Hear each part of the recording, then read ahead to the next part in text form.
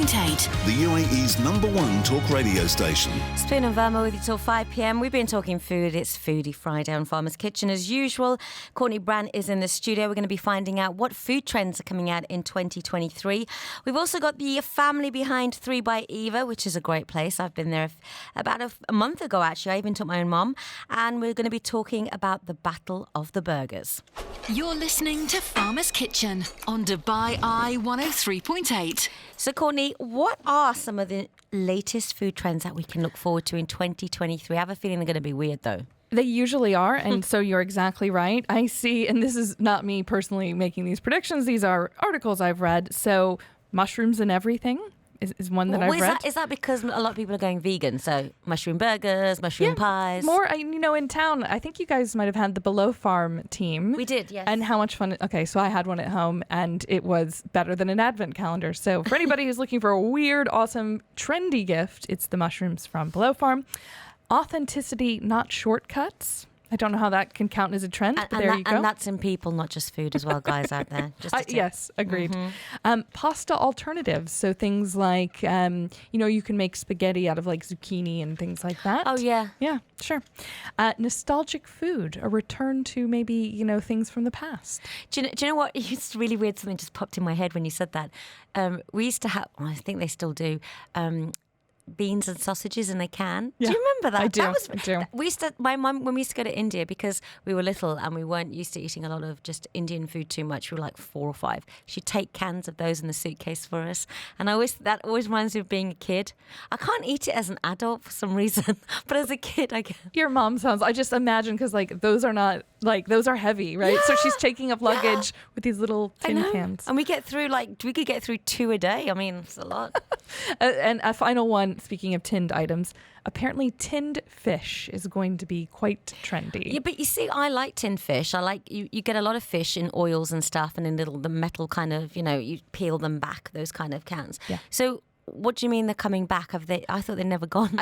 Something about, I don't know, and I think it's the packaging. When I was in Portugal earlier this year, and they're known for their, tinned fish, but every little package, sardines, anchovies, it just looked cool, which is to say that packaging works on me. But the flavor lasts long as well. It's really good in that kind of flavor. Okay, so anything else? No, I think that's about it. That's about it. Okay, so I hear that Dubai now has more restaurants per capita than New York. I'm not surprised. I actually thought we had always been higher, and it is an interesting. It makes you think, because our population is not as big as New York, and so it means as diners we have more choice than almost any country or city in the world. How many restaurants or cafes do you think we have now? So the number I've heard thrown around recently, I was at a Dubai tourism event, is 13,000. I had previously heard 9, and I assume the 9 was from many years ago. Yeah, I had 10 as well. Yeah, that makes sense. It's a lot. So when you think of anytime you go out and you're supporting a restaurant, there's a lot of other restaurants you can support with your dirhams. There's a lot of competition though. There's it's a tough, lot. man. Yeah. Okay, now one thing I really love is I love food and travel shows, especially when they combine them together, right? Mm-hmm. One of my favorites recently, and it's mainly because of the person who's presenting it, is Feed Phil. I love Feed Phil. Classic. He's amazing, and he's just so into his food. I don't know how he doesn't get fat. Anyway, but he's really good. But apparently, you're telling me that food shows are getting a little bit weirder. In what way? I guess that there's just maybe more ingredients, more things that we haven't uncovered yet, more things we haven't explored. There's like more what? like fusions, right? Like things that maybe shouldn't go together but do go together. But do you think this is because they're running out of ideas for food shows?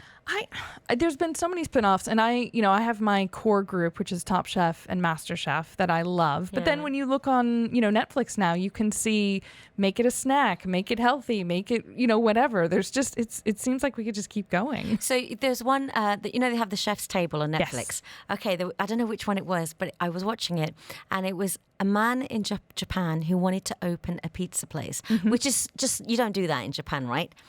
The way he made this, it was like watching a samurai at work, and the just concentration that went into it. It made me order a pizza, and it had to be artisanal pizza. That's how influenced. I was totally influenced. And also the other day I was watching a movie based in Italy, and they ordered a bambolino. Yes. Oh, incredible. So here's me. It's 10:30 at night. I'm like, what is a bambolino? I've been to Italy many times. Yes. It's an Italian donut. I went onto Google and I went Bambolino Dubai. I found a place. I ordered it. It came at 11:30 at night, and I ate it. Can you tell the listeners? Now I might go home and do that. It's called Lenulu. I want them on the show. It is so good, and I'm giving them free publicity. But this is the kind of city we live in. If I want a Bambolino and I've never heard of it, I can get it at 11:30 at night. Best city in the world. Best city in the world. Okay, Courtney, thank you so much, and we'll see you again soon.